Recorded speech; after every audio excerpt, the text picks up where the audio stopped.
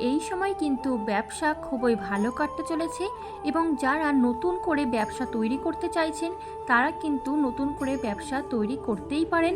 ব্যবসা কিন্তু খুবই ভালো এবং খুবই সুন্দর ফলাফল দেবে। কালপুরুষের ষষ্ঠ রাশি অত্যন্ত বৈচিত্র্যময় কিন্তু এই রাশি।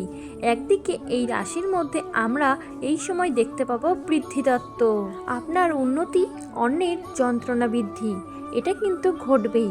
আপনাকে দেখে মানুষের মনে অস্থিরতার সম্ভাবনা এটা কিন্তু প্রচুর পরিমাণে লক্ষ্য করা যাবে এবং বাড়তেও কিন্তু দেখতে পাওয়া যাবে। নাম, মাস, প্রভাব, প্রতিপত্তি বাড়ছে, এই বিষয়ে কিন্তু নিশ্চিত থাকাই যায়। কন্যার শারীরিক স্বাস্থ্য মোটামুটি কিন্তু ভালোই যাবে, তারই সঙ্গে সঙ্গে কার্যকলাপও কিন্তু বাড়বে। কন্যা রাশির জাতক জাতিকারা যারা